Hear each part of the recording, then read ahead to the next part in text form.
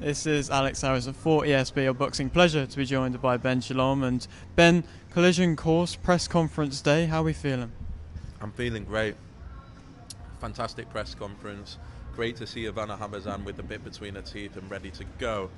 Obviously angry at me, but that's what I want to see, because there has been a lot of crap about Lauren and Natasha and this and that. The reality is this is a unification. This is a world title fight. This is someone that has built herself to this point, coming in great form.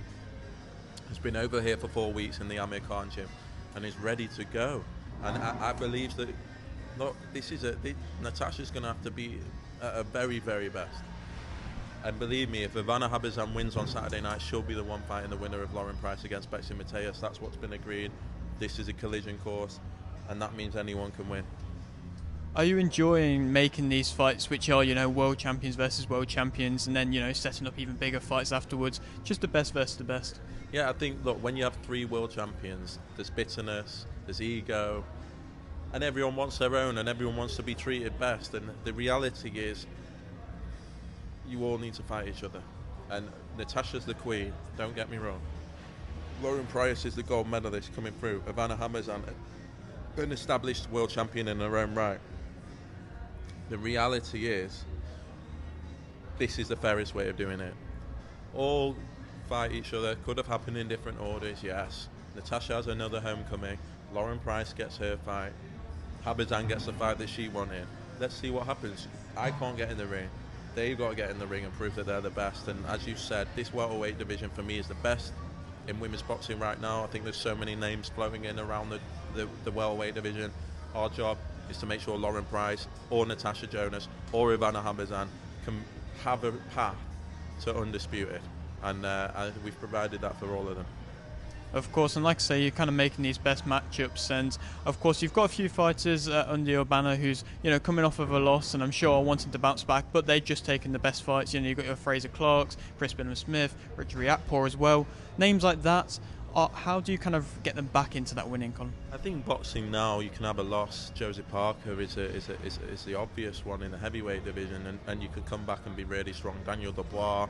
This shit happens. Boxing is a brutal sport. It's a sport for a reason. You can win and lose. Arsenal, Man United, Liverpool, they play every week. When they lose, it doesn't mean they're finished. And boxing's a brutal sport, but it's up and down. It's snakes and ladders. 1 minute you're up, 1 minute you're down. And Fraser Clark, a freak, 1 round incident with a great punch, that can happen. That's heavyweight boxing. And they've got to come back. Chris Benham-Smith's built himself into one of the most popular cruiserweights in the country, if not the world now, and he'll get his opportunities. So when you take it so far and you challenge yourself against the very best, sometimes you're going to lose. And look, the main thing is they're all ready, they're all fit, and they're all more motivated than ever.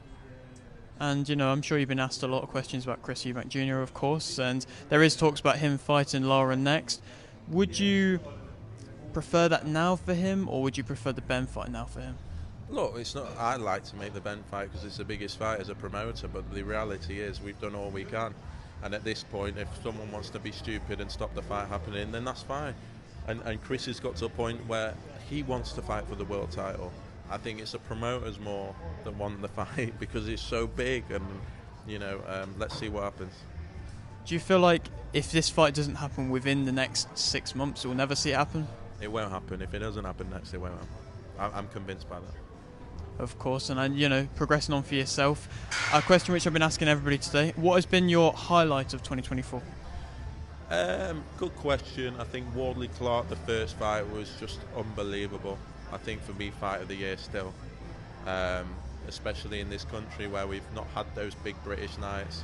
That was a special night, and a really enjoyable night. I think, look, seeing Natasha Jonas against Maya was a big one. Seeing Price win a world title, Buatsi Aziz was a big night. I think we've seen Caroline Dubois this week becoming world champion.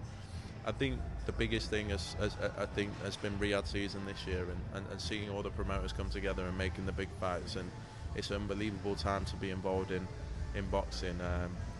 Very special at the moment, and long may it continue. Ben, I always appreciate your time. Thank you very much. Cheers, brother. Thank you. Thank you. Cheers.